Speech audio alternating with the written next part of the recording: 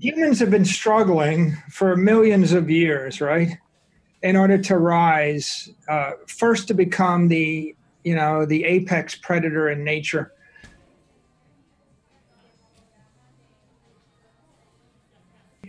We have to figure out how we can get harder, smarter, faster, and stronger. Look back at Stone Age technology and you ask, how do we even emerge from this, incredible, terrifying scrum? And there's just key technologies that you decide you kind of like in a hurry, right? One of them is fire.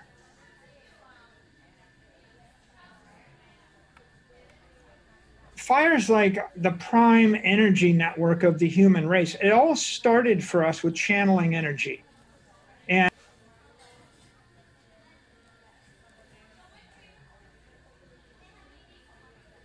And what is it? Fire is a chain reaction, right? Where we're releasing the latent energy in matter. We're converting matter into energy, right?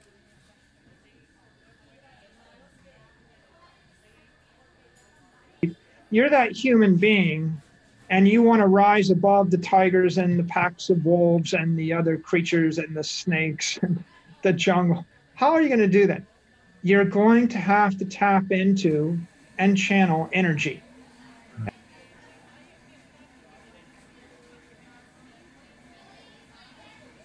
Is to Satoshi, right? As fire is to Bitcoin. Bitcoin's a fire. It's a fire in cyberspace.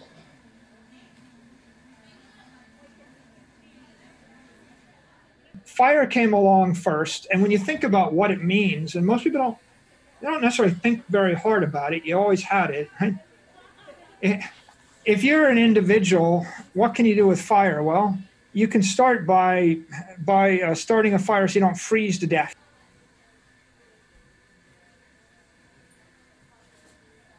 I hunt with it. I cook with it.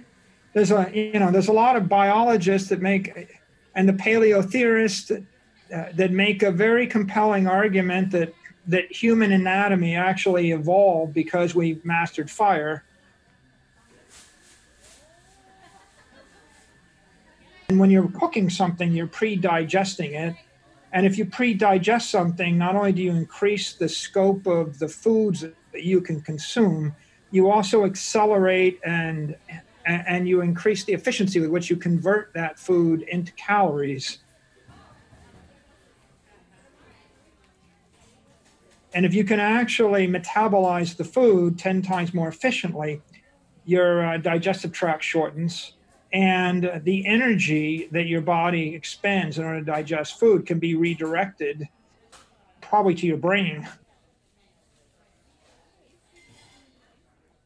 Animals that don't cook food have small brains. Animals that a human being can cook food can have a very short digestive tract, can eat.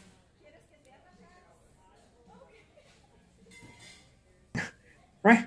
You channel your fire and you can light up a cave, you can light up a camp, you can light up a tent, you can light up any area. And with the seeing comes communicating.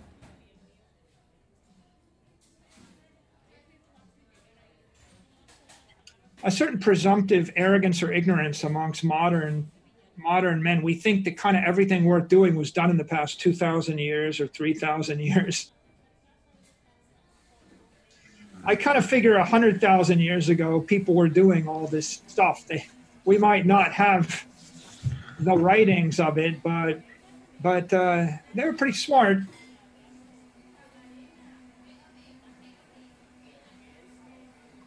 I can use it for hardening, right? I can cook things, right? I could harden the tip of a spear, right? I can use it to work metals, and eventually we used it to work metals, and that ushered us into, from the Stone Age to the Bronze Age to the Iron Age. If I dropped you into 100,000 BC, I don't think you would solo chase after a bunch of stuff with 4 legs. I think you would start by finding a canyon and start a fire on one end and dig a trench on the other end and let a mastodon trip on it and break its neck. It's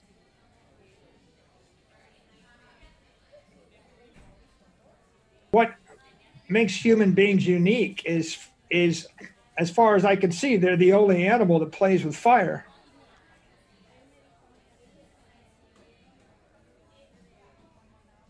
And from the point we started to play with fire, we started to evolve at a very rapid rate. And when you've got fire, you started the fire, it's all good, but now I want you to like go back 100,000 years and be running around in 42-degree temperature while it's raining on you.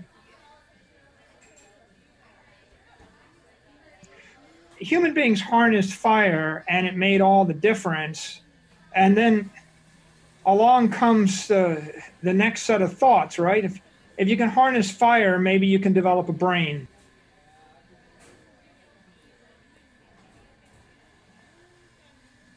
And I think they found arrowheads that go back 100,000 years. I mean, like they're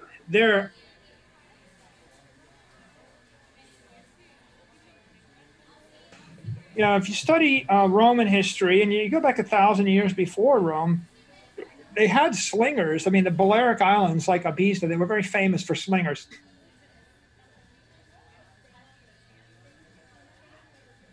I mean, people invented bullets thousands of years before guns. Guns were just the latest idea of putting bullets together with gunpowder. The lead bullets probably came along 10,000 BC. And maybe more, maybe 100,000 BC. This is a straightforward idea. If your life depended upon it, you would figure it out. And humanity wouldn't be here if we hunted or defended ourselves using spears.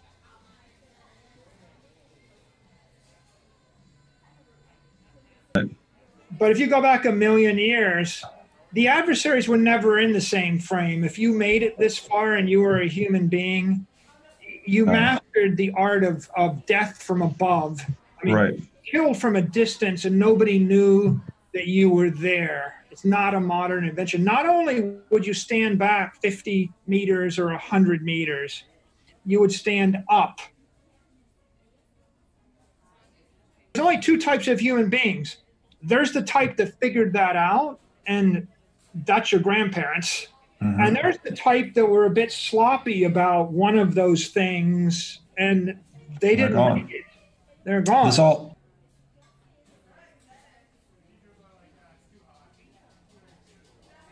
Technologies that are dominating today,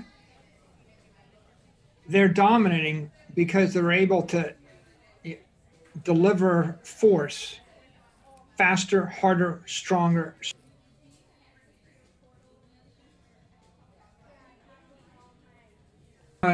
If it's got the characteristic that it can be made harder, it can be made smarter, it can be made stronger, it can be made faster, there's something compelling about it.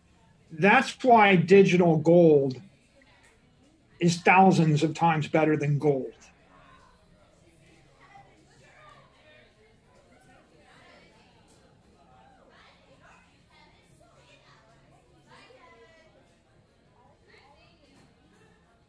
A mastodon is a mastodon. They're not getting harder, faster, stronger, smarter. They're just doing what they do. Human beings are, but only because of innovation. And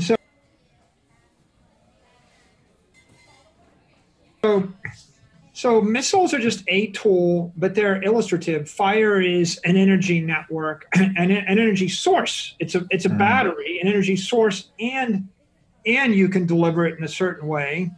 And then that takes us to hydraulics, which is power from water, and water is a network. And another source of energy is buoyancy. Right, you You ever try to pick up a 2,000-pound weight and carry it on your back up a hill or just across? Put a 2,000-pound weight on a carriage, put it on the back of a donkey, drag it on skids. Problem, right? In this particular case, can't be solved with fire. We can't easily burn it.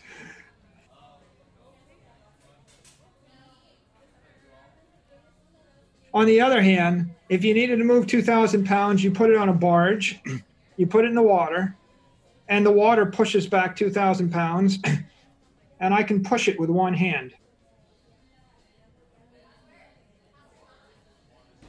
Oil is money.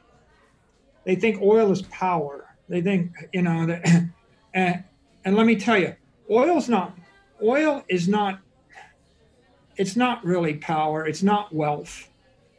Water is wealth. Mm.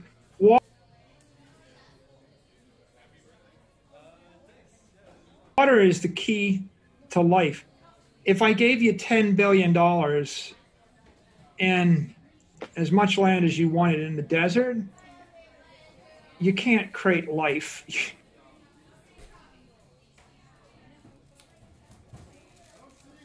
The pyramids got built 2,000 years before Cleopatra and Caesar.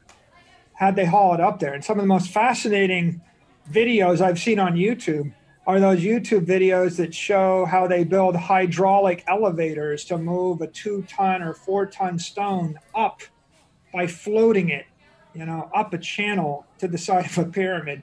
And I totally believe that's how they did it. They actually used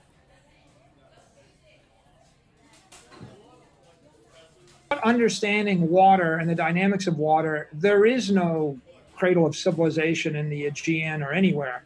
And I'll give you another.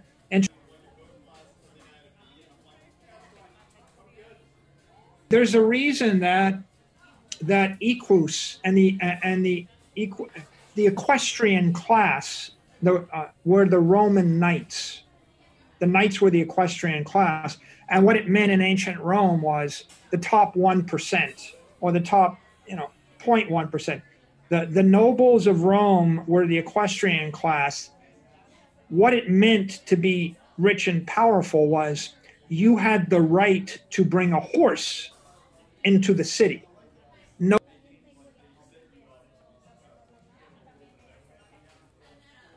The problem is if they allowed anybody to bring a horse into the city, it would be so unsanitary as to render the city uninhabitable. So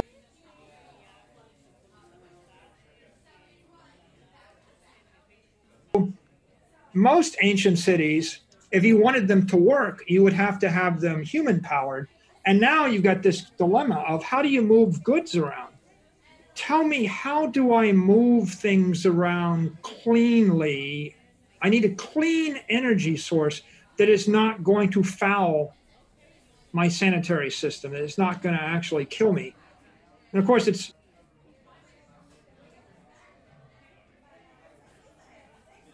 the Mediterranean is the perfect ocean because you can oftentimes navigate without leaving the side of land. It's hard to get too lost. There's a lot of ports.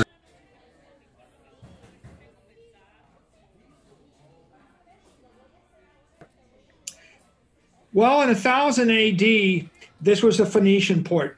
And then the Greek Empire came along and it was an Athenian port, 500 AD. And then the Carthaginians kicked them out and it was Carthaginian port. And then the Romans kicked them out and it was a Roman port.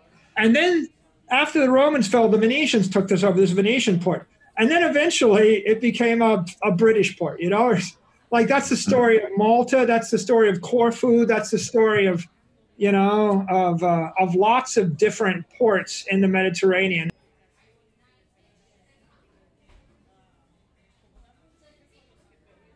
And the reason why is if you want to dominate the Mediterranean, you need to have a port within 1 or 2 days sail that you can hide in whenever the mistrals blow. And if you control that network of ports, when the weather goes bad, you go into the port and your ship doesn't get sunk.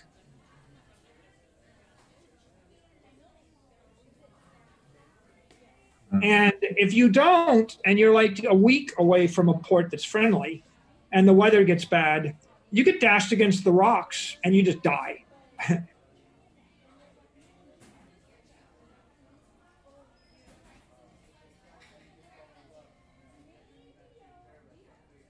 To get to the Iron Age. Yeah. And we come back to this issue of being harder, right, and being stronger. You know, we harness that fire and we start to work metals, and we move into bronze, and then we move into iron. And I think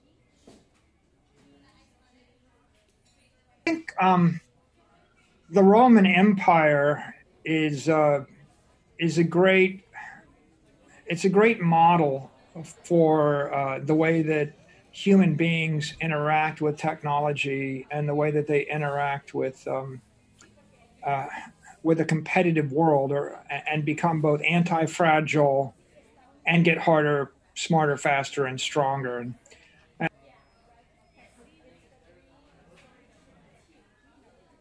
you go read Livy's History of Rome, and he writes about the Roman Republic had 700 good years, 700 years before it even went to empire.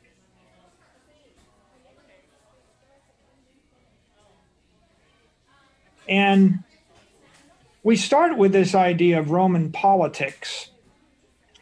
You've heard the phrase, beware the Ides of March.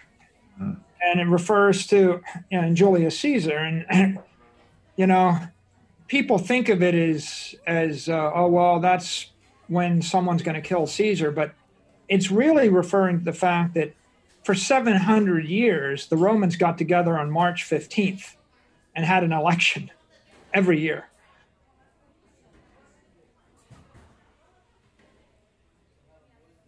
The Romans were the most organized of all of the civilizations we can find in the ancient world, and that's how they grew to dominate. They were just organized, and one of their forms of organization is, and this is a thing of beauty, they're running a process where every year, March 15th, they have their election. They appoint 2 consuls. They appoint all their officers. The consuls then, they conduct about 2 weeks worth of religious ceremonies. They all worship, they appease the gods, they're getting psyched up, right? They're reminding themselves that they're unique. They're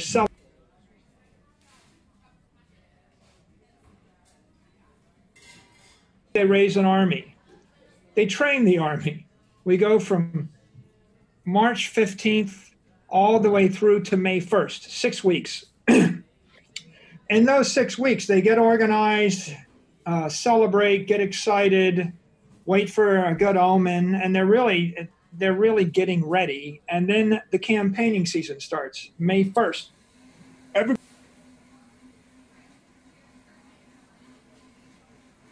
that knows anything about Europe and the Mediterranean knows the weather gets good on May 1st. The problem before May 1st, it rains, there's storms. If you set out to sea or you set out across terrain before that time period, if the cold doesn't get you, the storm's going to get you, or your ship's going to sink or something. It's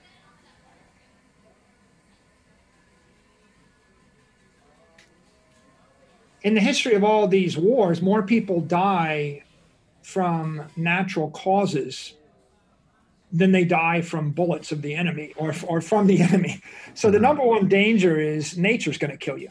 So right. The Romans basically did summer campaignings.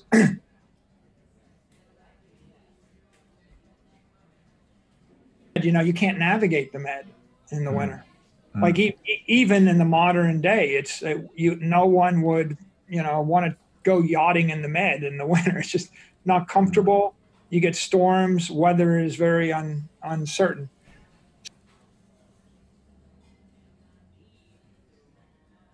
And so the political system had a certain elegance to it because it was tied to the calendar. It was tied to nature. It was a natural cycle, and it took into account the need of human beings to celebrate each other's successes. I go campaign, I come back, I get a triumph. It took into account their need to have a common faith.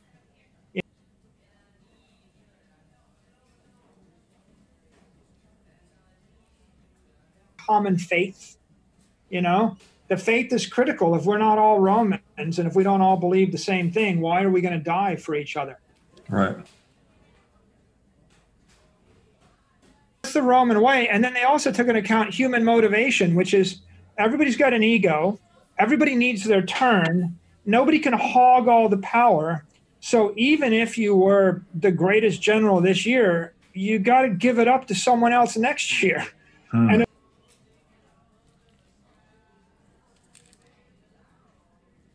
as long as they kept turning up, and if I'm the second most powerful family and you're from the most powerful family, maybe I'll support you for consul with an understanding that it's my turn next year.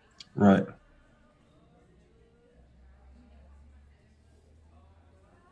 As Charles de Gaulle said, right, graveyards are full of the tombstones of indispensable men.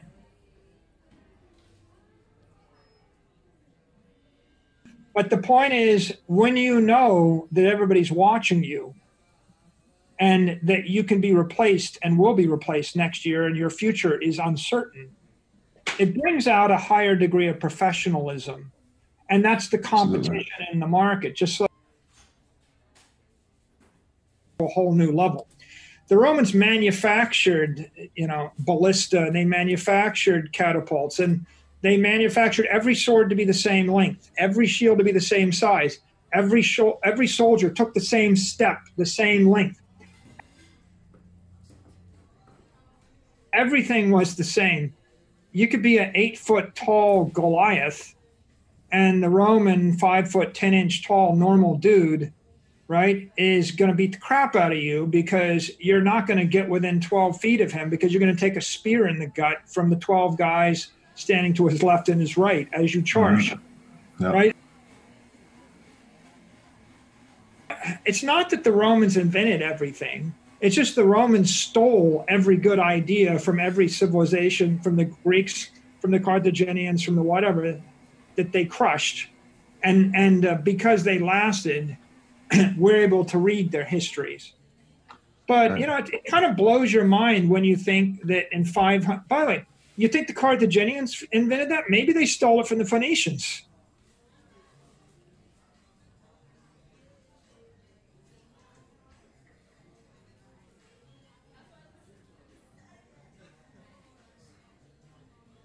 BC, if you want to win wars, you don't just make ships and you don't just train hard and you don't make wagons, right? Roman roads. The Romans had standardized parts, a standardized gauge for a wagon wheel. Every Roman wagon rolling on the road is carving ruts in the road.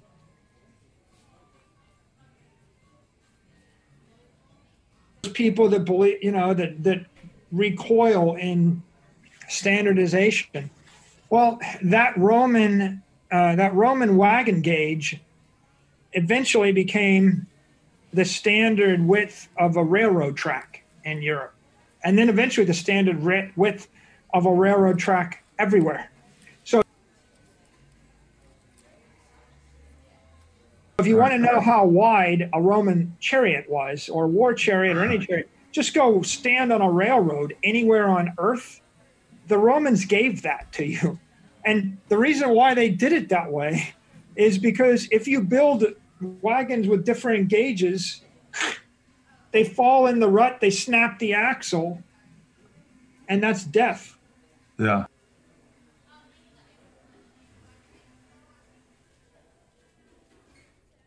By the way, it's not that every civilization figured this out. It's just that every civilization that insisted upon doing it a different way with different bells and whistles got crushed to death. Right.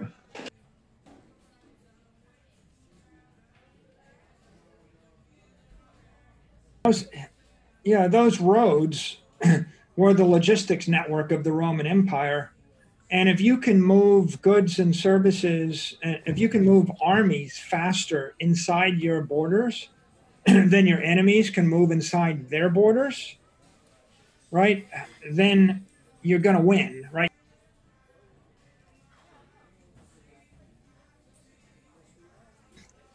if everybody lays down a railroad track that's a certain width, and you come up with an idea for a car that's got a different width, who are you going to sell it to? Right.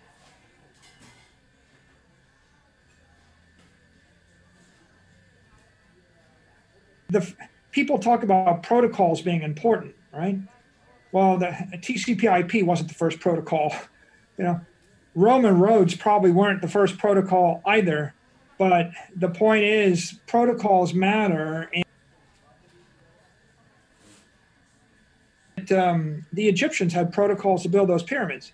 You know, standard size and standard widths and standard weights and measures. Those protocols matter a heck of a lot. And if you don't have them, it's impossible for people to cooperate. So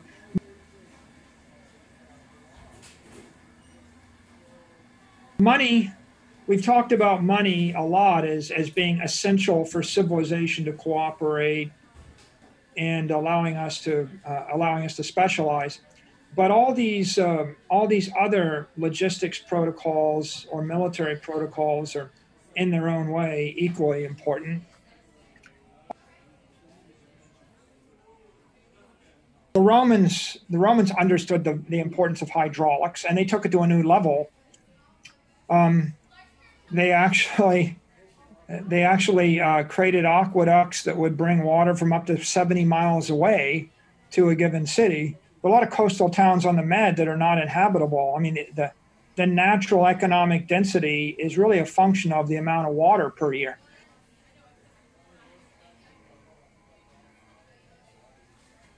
So if the amount of water per year is based on rainwater, maybe you can have 500 people live in the city.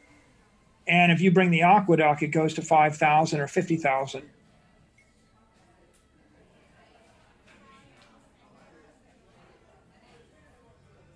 And so the economic density requires the hydraulic flow for sanitation and just to keep everybody alive. And so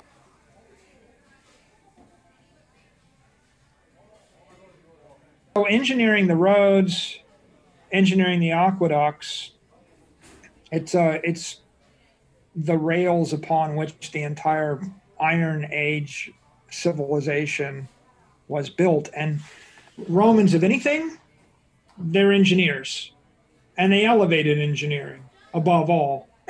And a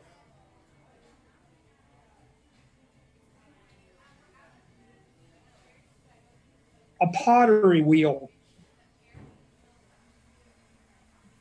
For 5,000 years, nobody in the entire continent thought to take the wheel and turn it this way and roll it. Right.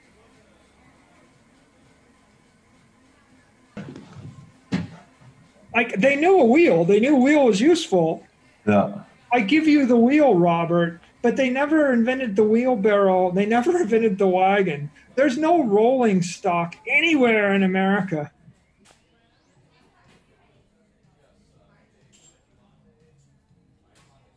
You know, and so you're like, think about the consequences of that insight. Like, how is it possible that not a single person in the entire continent ever thought they might want to turn the wheel this way up? Right. But it's such a profound idea. Right. And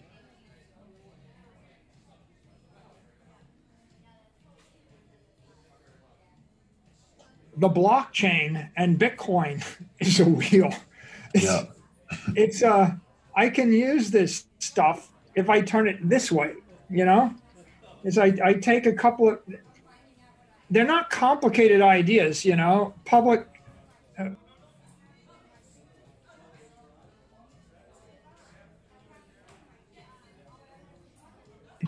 You know, when you look at the classic guns, germs, and steel type narratives, like the Europeans, they got hardened and tougher because they were always fighting with each other, and living with your animals made you tougher, and having people come through from Asia made you tougher. And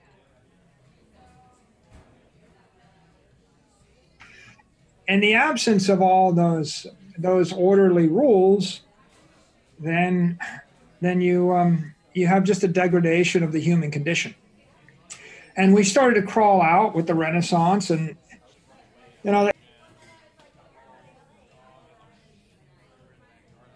if you look at all the great cities in the world, all the great cities grew as nexus, as the central node of an empire. So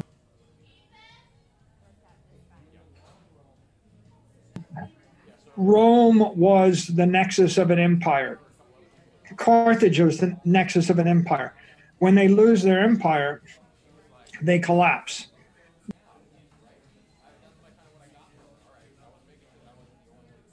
The only way you generate enough money to make a great city is you have to scrape a tax off of all the energy, all the commercial value in a large place. A fisherman casts a wide net to capture the fish. That's your empire. The Roman shtick was, you know, pay us 10% when it comes into Rome and 10% when it goes into the next port, and we'll take 20% of the value added, or maybe 30%, or whatever we're going to take, right?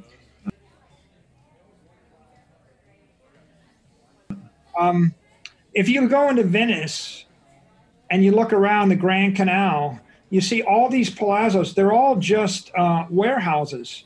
I bring a ship into Venice. I offload my cargo, and then it goes out the back and it gets barged up and down the canal, and it gets transshipped to a new ship. In that world, each ship ran this route. Venice to Alexandria was one trade route. Venice to Rome is another trade route. Venice to Istanbul is another trade route.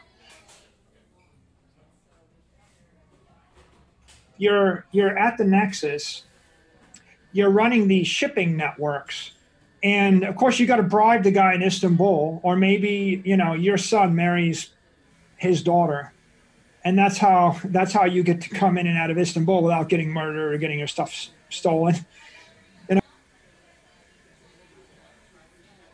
know, and eventually, all the families in Venice intermarry. Like, you know, I know you, you're my second cousin. That's how we don't cheat each other. Mm. And there's no way. You can't solve the traveling salesman problem. There's no way I can take a ship from Istanbul to Alexandria to Venice to Rome.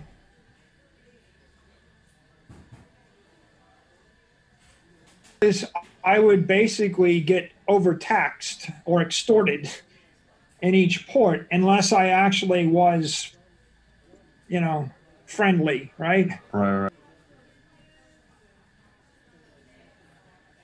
The way that works is you have a hub and spoke system, and there's always one central city, and there's always one set of families or companies, and they intermarry, and they trust each other, and they just agree, I'm going to buy wheat for a nickel or for a dime in Alexandria. I'm going to bring it to Venice, and I'm going to sell it to you for 50 cents.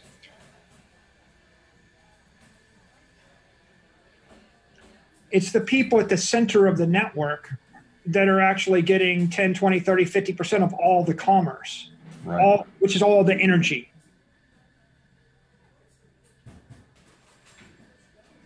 Now, and what's the definition of a smuggler or, you know, or a pirate?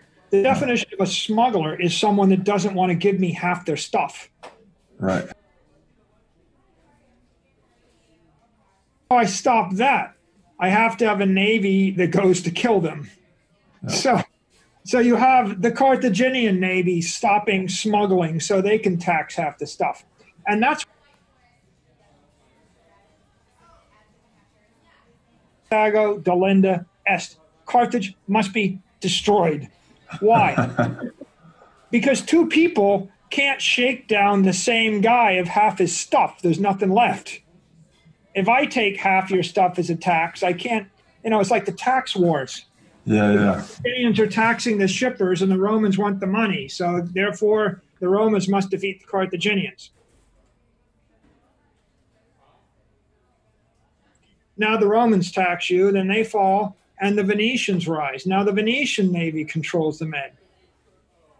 Then you've got, you ever go to Venice? There's this great Renaissance painting, the Battle of Lepanto. And the Battle of Lepanto is when the King of Spain allies with the Pope from Rome, the head of the Roman Catholic Church, and with the Doge of Venice.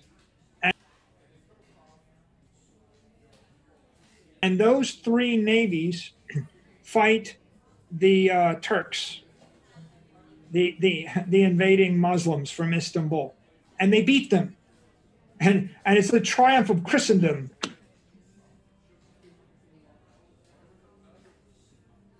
But it gets you thinking about why were they all killing each other in the first place over the Med? And you realize it's because they're fighting over control of the mercantile network.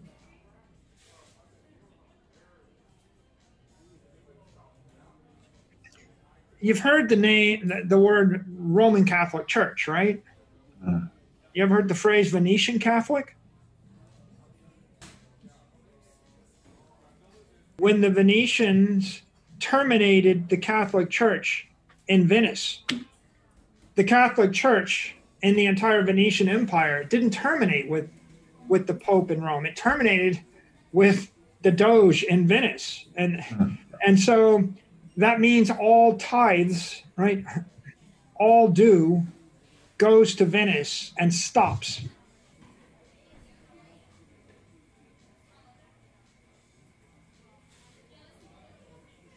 You can't have an empire unless the person at the top of the empire is also in control of the religion.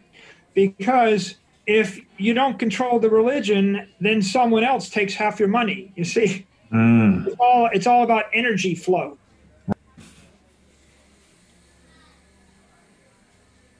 Pontifex Maximus originally refers to the Roman consul, to the head of Rome, right? Augustus Caesar was the Pontifex Maximus. So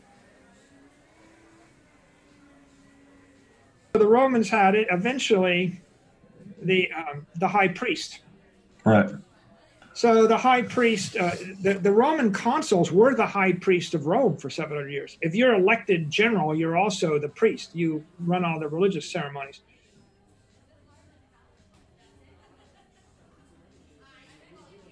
When did Venice start to decline? When they lost control of the church.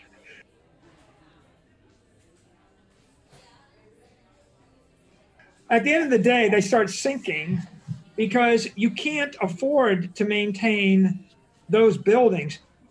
You know, you can't afford to maintain 100-story buildings in Manhattan unless you're at the center of a financial empire.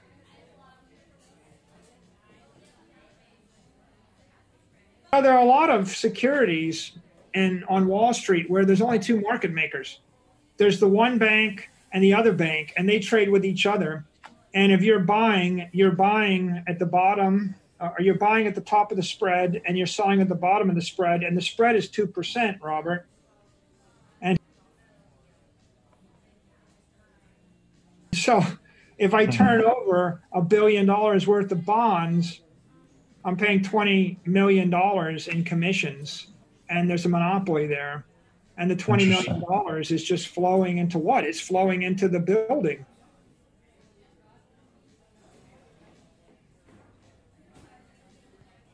By the way, if you go to Amsterdam, Amsterdam is the city of canals. It's a big distribution. If you've ever seen a distribution center, Amsterdam's that, but it's that for barges before we had machines. That's what Venice is.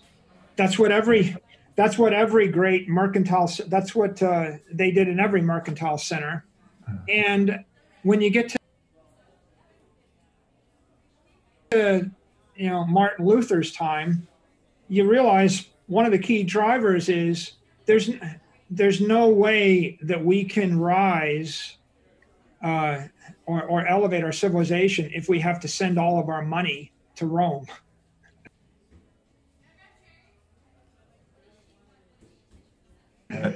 Right. You see this struggle throughout medieval history. William the Conqueror had that struggle.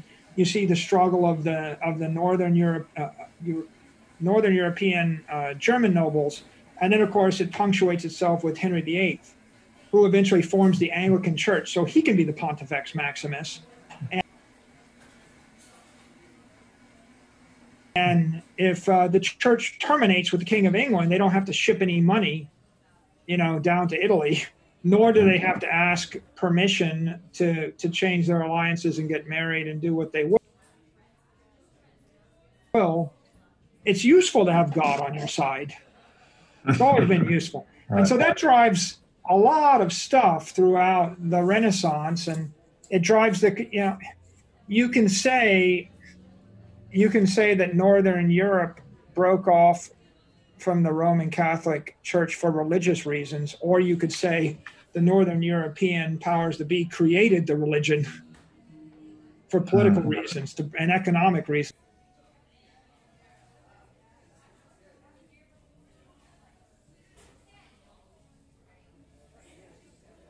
Church. But either way, it's kind of a triumph of history that everybody's forgotten that there used to be lots of, why do they call it Roman Catholic if there weren't other Catholics? How many different branches of the Catholic Church do you think there were? Like 1,000. There could have been a lot. They just kind of coalesced over time. But here's the general principle. Everywhere on earth where you see a big city, it was the center of an empire. Paris, London, Hong Kong, New York, Venice, Rome, everywhere. And by the way, everywhere where you see a city that's fallen upon hard times, that's been destroyed, its empire lapsed.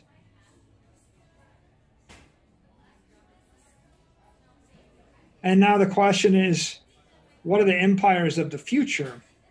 Where do they form? And that takes us really to the Steel Age, the 19th century, the robber barons and the like. And you can see with shipping networks, those canals gave way to free ports and eventually gave way to container ships. And container ships totally remade everything, and they shifted power to Singapore and Hong Kong and companies like Maersk. And ultimately, it's a low energy, it's a componentized way to move things around. The most efficient way to move anything on Earth is modern containers. But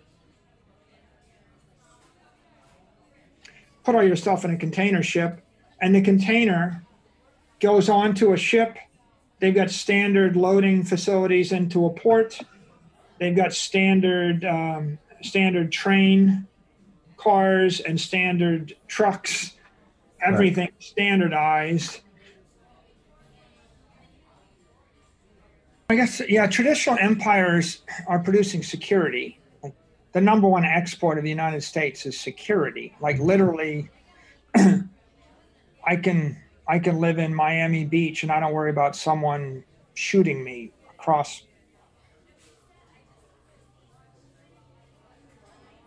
They have that saying about Genghis Khan. They said when the Mongols controlled all of Asia, a virgin could have ridden from one end of the empire to the other with a pot of gold on her head and not be molested. The Mongols weren't screwing around either. Yeah. You intercept their mail. If anything gets stolen, anybody gets hurt, they show up with an army and they murder everybody for 100 miles in every direction, kind of to make the point, don't F with the system. Right? Now, most of these empires, they generally provide this kind of security for their citizens, not always for the non-citizens or the aliens or the slaves or the whatever. Bitcoin is a security, and Bitcoin's number one value proposition is security. It's security of energy, right? If energy is translated to money and money is translated to Bitcoin and it's stored in the Bitcoin network, you're securitizing your assets, in a cloud of, behind a wall of encrypted energy. And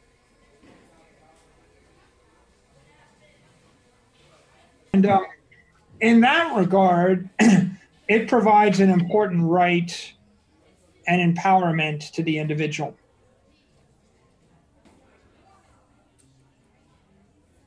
Well, Nazi Germany in the 30s, all the Jews had their money locked up in Germany. And so the way the system worked is they operated as bankers, and they allowed people to launder their money out of Germany, and they would take a haircut, 10, 20, 30% initially, then 50%, then 70%, then 90%, until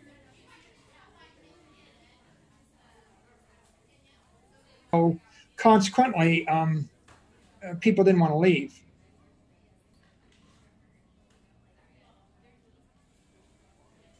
Right. And so if you don't have your monetary power or your assets secured virtually, then your physical security is always at risk, because you can't leave, nor can you protect yourself, right? You can't pay for anything to protect yourself, and you can't get out, or you can't pay to get out.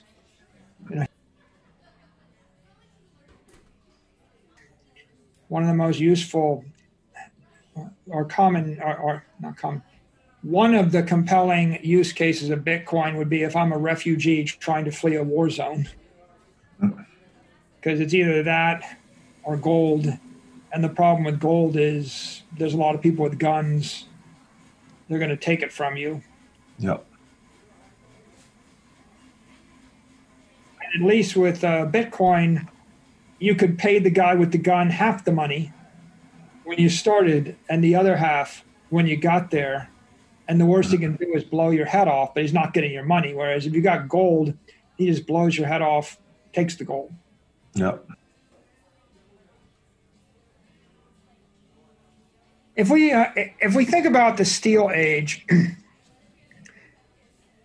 these rail networks are another network to deliver energy faster, stronger, smarter, harder.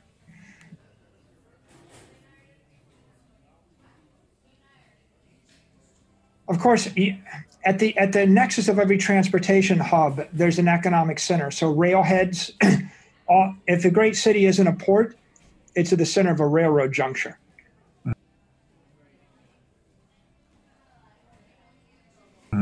And when you bring in, a lot of times, sometimes at the center of the rail juncture, you can tax all the trains. So if goods come from Spain into Paris and they're going to Germany, the French get to take a tax right there in Paris. So the railheads became a nexus. The other fascinating thing about the railroads is they became really instrumental to logistics movement of armies, and they drove economic and political power.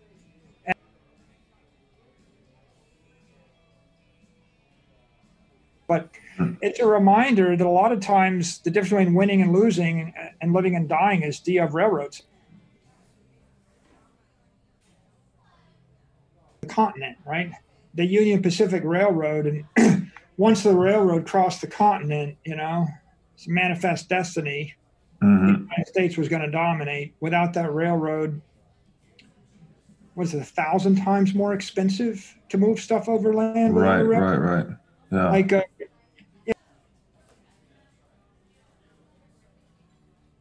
Google is, they're very good at saying we don't do anything else that's going to be 10x or 100x better. I mean, so that's a Silicon Valley trope. Don't bother to do it unless you're going to have a breakthrough that's 100x.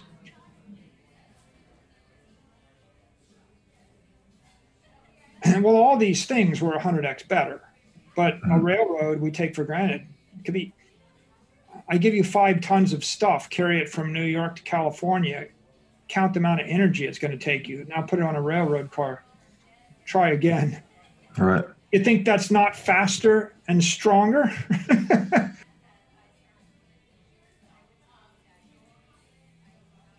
And that takes us to John D. Rockefeller, right?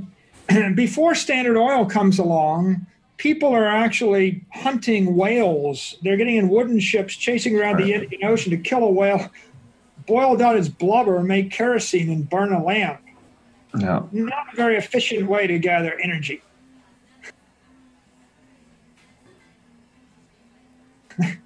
Yeah. So then along comes oil, and oil is 1,000 times more efficient way to get energy. And what Standard Oil was it was first an energy producer, but it was also an energy storage device. It's a battery, right? Because the best way to store energy is put it in a tank. It was also an energy network.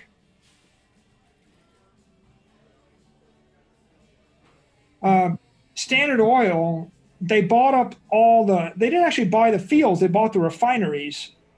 They refined the oil, they stored the oil, they bought up all the tanker cars, they bought up all the tanker ships, they locked down all of the networks, and they basically had an energy network. They actually had guys driving around with carriages to deliver their energy to every single retail store. They had retail distribution. They would even give away the furnaces to sell the energy. They did a Jeff Bezos thing. Amazon Prime. People think Jeff Bezos invented it. He didn't invent it. I mean, if you read the biography of John D. Rockefeller, Rockefeller invented it all. Like he did it all. He gave away the razors to sell the razor blades. He's the first guy to realize that, by the way, that you have to form a cartel, or you have to form some kind of understanding of scarcity. If there's no scarcity, there's so much volatility.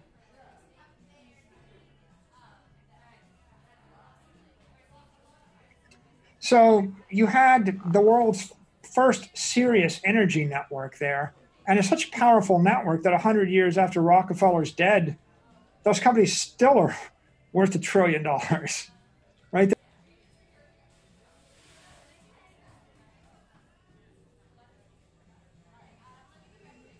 You talk about scarcity. The problem of using a commodity as money is when the price goes up, people produce too much of it.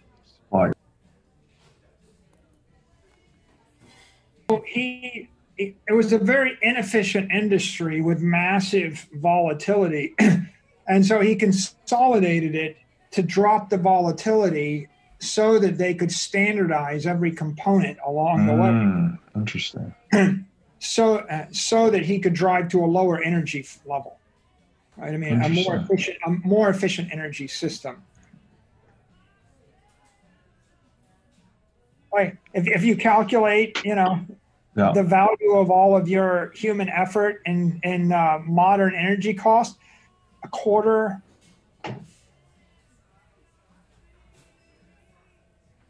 And you think about where we got to, and we got through to that by channeling this energy. And it must be, again, it's 1,000x, 10,000x more energy. In fact, just a general theme you see everywhere where there's an explosion of innovation and an explosion of vitality. Somebody tapped into 1,000x more energy or figured out how to deliver the energy. Oil was originally, it was all about kerosene and lighting and then heating. And then, of course, the automobile shot it up by a factor of 10, and that was the killer app. Mm-hmm. Here's an interesting one.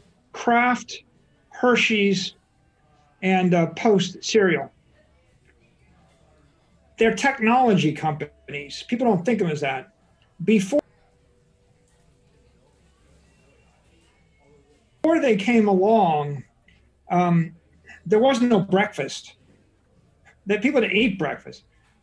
Kraft and Post figured out how to box cornflakes and put it. And what they did is they stabilized food energy and put it in a container that didn't bleed the energy, that didn't leak energy.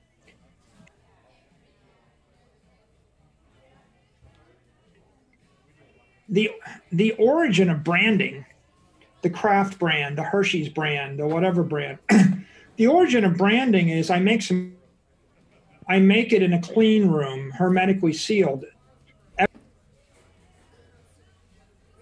The number one value proposition, Robert, wasn't it's good ketchup. The number one, or it's good tomatoes or good soup or good whatever. The number one value proposition is it's not going to kill you. Mm. Right? You ever actually make some leftovers and leave it in your refrigerator for 2 months and eat it? By the way, here's a better one. Why don't you make something in your kitchen and then leave it in your closet for 2 months without a refrigerator? Because they didn't have refrigerators. Frozen food came along later.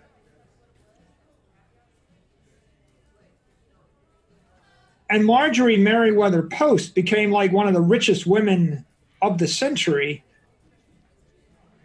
Because her father gave her Post cereal and they were able to stabilize starch in a box at room temperature.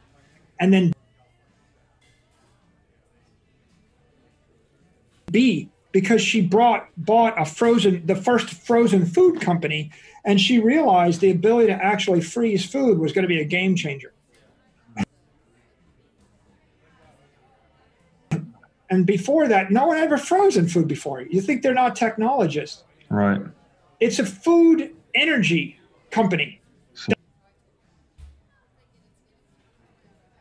You need energy in food form, in nutritional form, to not die. Yeah. Can I take electricity from Detroit and deliver it to you in San Francisco today? No. Can I deliver electricity from Detroit to Grand Rapids, Michigan? Yes. When it gets to you, how long can you store it in your battery? It bleeds 2% a month. Can I ship food from Detroit to Grand Rapids? Yeah. When it gets there, how long can you store it in your cellar? A day? A week? Well, if the answer is 2 weeks, there's no national business there. There's no national brand. The answer needs to be 3 months or 6 months. Now there's a national brand.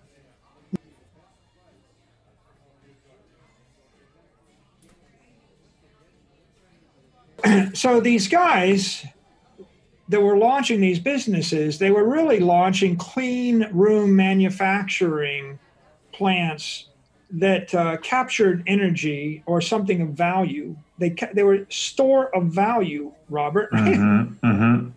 Store of value that would not decay or bleed due to bacterial infestation or spoilage. And because of that, the brand became important. Just like the Standard brand was important, the kerosene's not going to explode. It's clean, right? Yeah. Is the gasoline clean? Is the ketchup clean?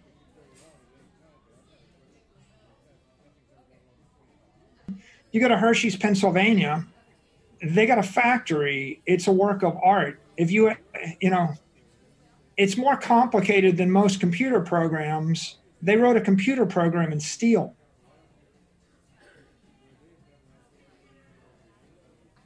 It's like, don't F that up, right? There's no version 2 coming.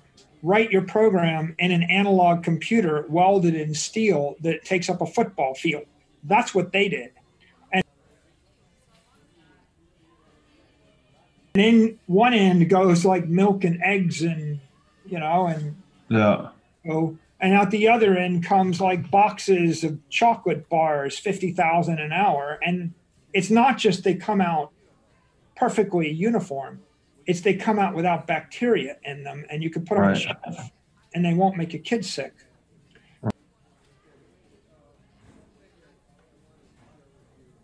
Yeah. Now, with regard to businesses, I would say that all of the great businesses, the growth companies, were all technology companies in their time, and eventually. And almost by definition, they stop growing when they are no longer cutting edge technology companies, right? There are other businesses that are more like rent-seeking businesses, or they're concessions. You know, the guy that sells bottled water in the shadow of the Notre Dame Cathedral, that's a business. It relies upon political largesse. You know, maybe there's a real estate business, right? I own that real estate, and then I sell you water or lemonade on that real estate, right? There are those kind of businesses. But the growth companies, right? Standard Oil, you know, was a growth company, US Steel, Boeing, IBM. In that period when they're growing, they're a technology company.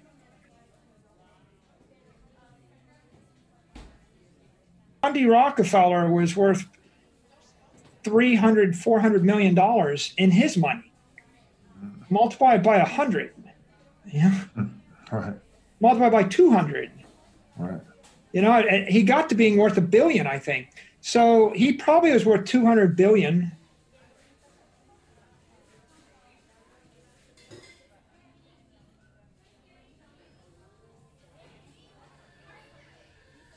It's important at this point for us to just look at the impact of steel and aluminum through this entire era. Carnegie created an empire based on steel, and Andrew Mellon's empire was substantially based on aluminum and the aluminum Alcoa. And steel is an elemental force for the civil engineering industry, and aluminum became that elemental force for aviation. Without steel, there is no modern city. You know, you build a building in wood, it's 2 stories. Build a building in bricks or masonry, it's 5 stories is max. In order to create New York or London or any great city, you need steel, and you need, of course, an elevator.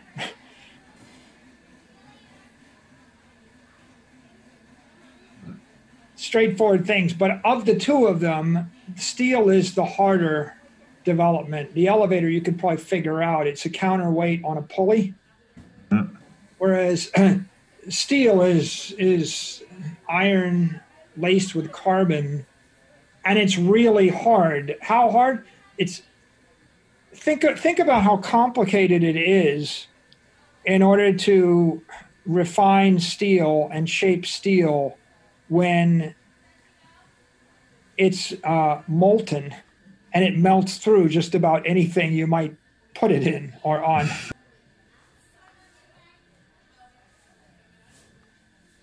So technology or not technology? Harder technology. Everybody thinks they're in the technology business today. Nobody deals with technology that's as dangerous and tricky as what Carnegie and those early steel refiners are dealing with, or the DuPonts handling nitroglycerin.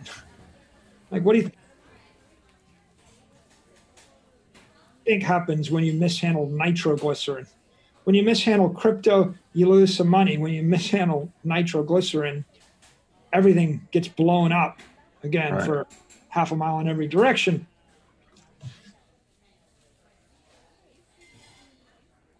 And aluminum, again, not so easy either. So these are really difficult technologies, but really elemental, because the difference between steel and no steel is, do you build a 100-story skyscraper?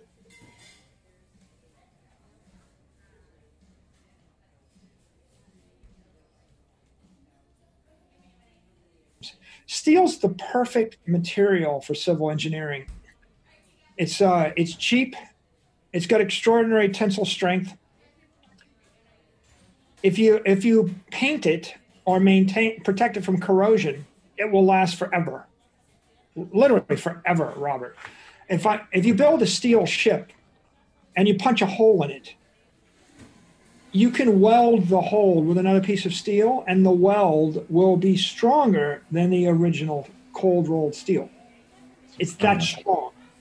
So in the world of strong, this is the strongest of strong materials.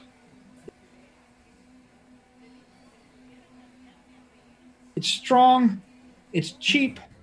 Carnegie figured it out. They built every bridge with it. No steel, no bridges. No bridges, no Manhattan.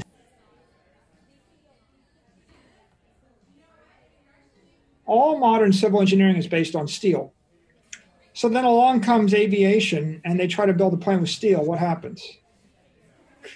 You ever see a steel airplane? No. It's the perfect material. It's cheap. It's indestructible. Why not build an airplane with steel?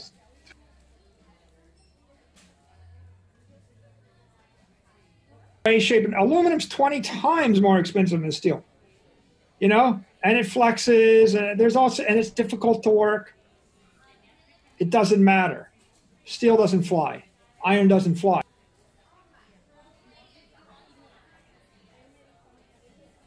You try to find a metal which is stable, that's going to be a structurally sound metal for aviation, and aluminum's the one. No aluminum, no aviation.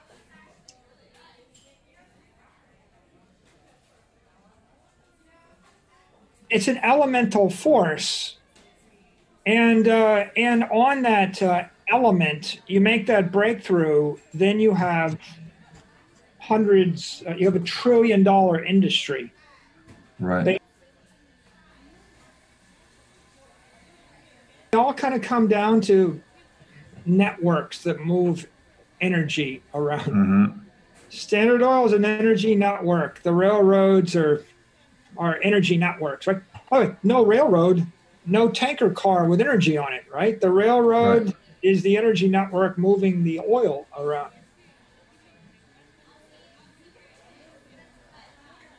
The airplanes, another energy network moving high frequency cargo around and information around. Mm-hmm.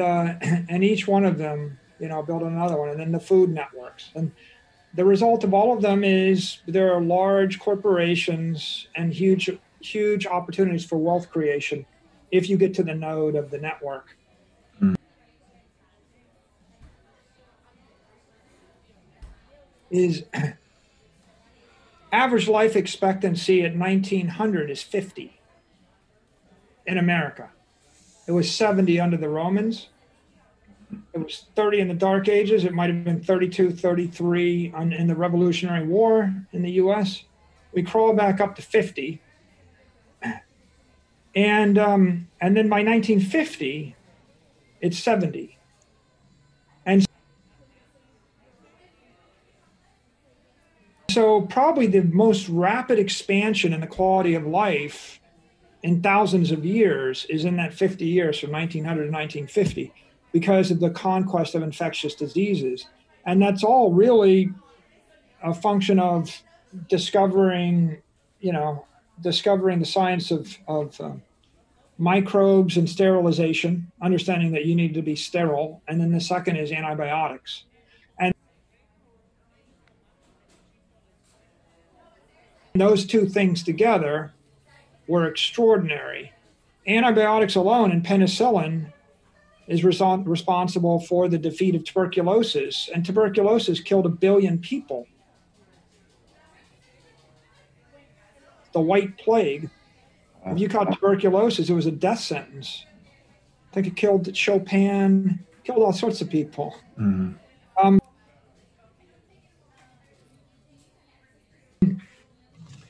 1 billion people, more than any war.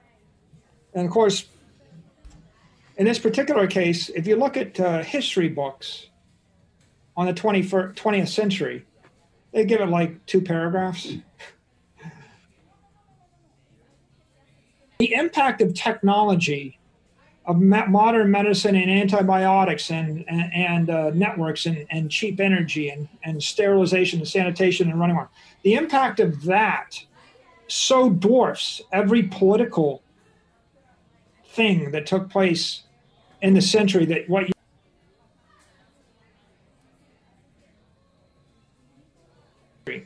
humans triumph throughout history by channeling energy, right? That all of these things come down to how did I channel energy?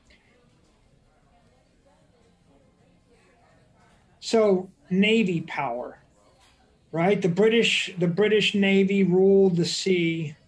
The Phoenicians, the Venetians, the Greeks, the Romans, the Americans today control the seas via their aircraft carriers and by naval power. And naval power is just bringing overwhelming force to bear faster, stronger force that's faster, that's harder than any other force anywhere on Earth. All empires are driven by that naval power. In time, we invented airplanes, you know, and then air power became a thing, right? And if I could get above you, and we saw this conclusively, it is impossible for a modern nation state to function if it does not control its own airspace.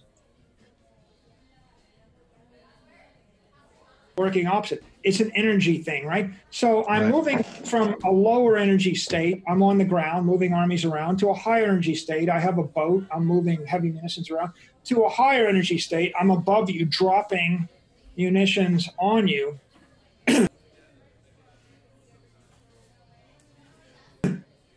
Then after that became nuclear power, right? You harness nuclear power, and that ended World War II pretty definitively in a hurry.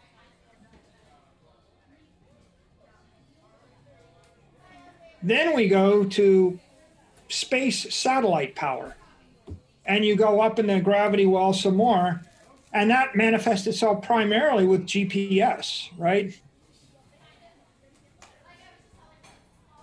All through human history, since a million years ago to today, it's really the story of intelligent people looking around for where is the energy coming from, and how do I channel it in a network in order to achieve something harder, smarter, faster, stronger.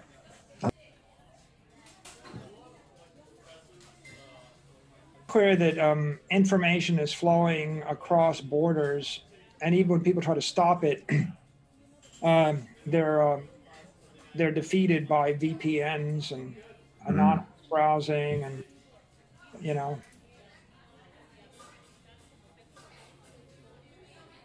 Technology is empowering the individual and giving them more sovereignty. That's right. And it's harder and harder in those ways for the government to control what information you get and then how you manage your assets.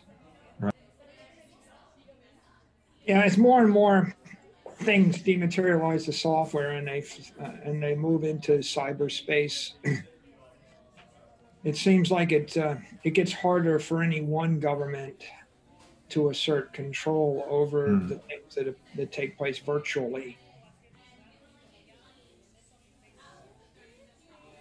You know, a lot of times you'll see an S curve where it'll start slow and then it'll accelerate until it reaches diminishing returns, and then all of a sudden it's not an interesting technology anymore. You see that a lot.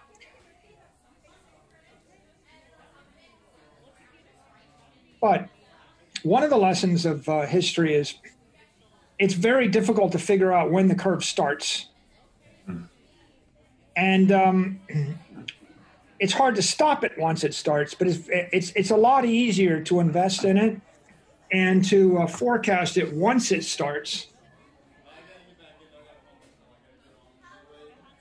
But before it starts, people will say, well, next year this will commercialize, or in 2 years, or in 5 years, 10 years. You could be off by 2 years. You could be off by 100 years.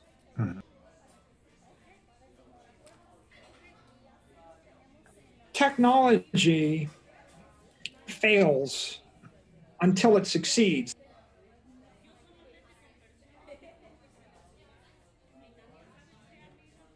In the year 1902, before the Wright brothers flew, that next year, if you'd asked the most learned people on Earth, they would have given you 100 reasons why airplanes will never fly.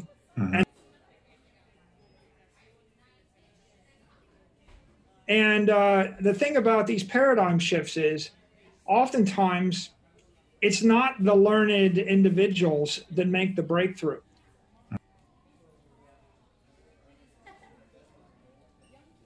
aircraft weren't designed by professors of aeronautics and astronautics and engineering and fluid dynamics and mathematicians. They all failed miserably, right?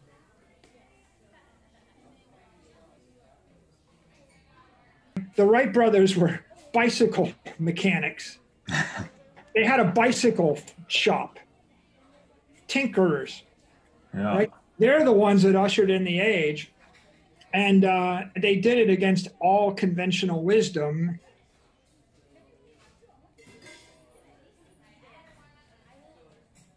And on the other hand, Leonardo da Vinci tried to develop his own flying contraption. Every brilliant person for hundreds of years tried it, failed. Mm. All failed. And then some dudes in Dayton, Ohio that have a bicycle shop succeed.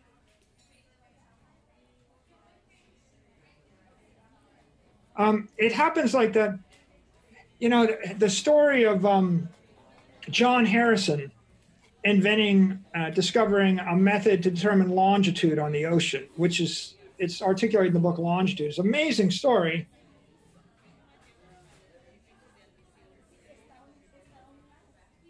Everybody knew how to find latitude. It was easy. You just sight against the North Star. But longitude is very hard because the Earth's spinning all the time and required massively complicated calculations. They gave it to the Newtonian professors at Cambridge and Oxford, the smartest mathematicians in the world, the smartest astronomers in the world. No one could figure it out. Finally, they posted a 10,000-pound prize, and John Harrison, who was not a mathematician, he's a clockmaker, figured it out. And the way he figured it out is he made a clock that was accurate. And they put one clock on the ship, and they set it to the Greenwich Observatory, the Royal Observatory, which is in Greenwich, England.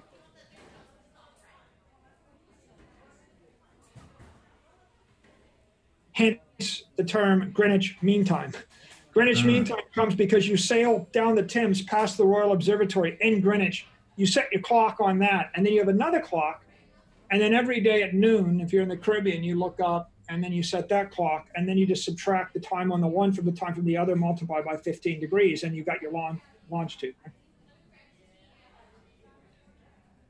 So you see lots of examples in history where people try to do something and they either accidentally discover it, like penicillin, or a tinkerer discovers it and not the educated, and then all the professors crap all over it, and they all swear it'll never work.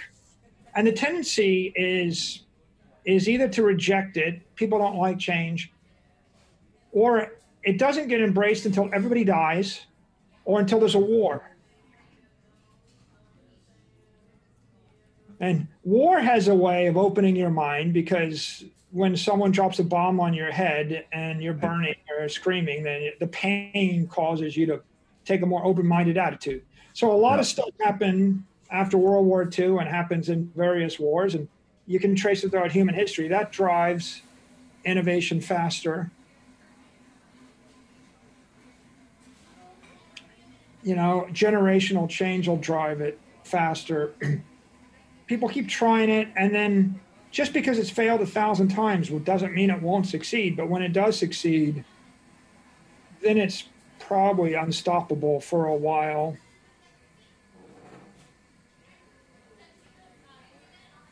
Arthur C. Clarke writes, any sufficiently advanced technology is indistinguishable from magic.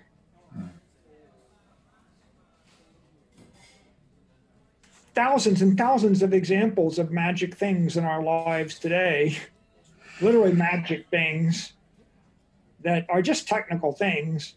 It's always been that way, and to a primitive man, right, a rifle looks magical. Or an airplane. And now we're starting to deal with some software technologies and digital technologies that don't just look magical to a primitive man, they're going to look magical to a modern man. Right.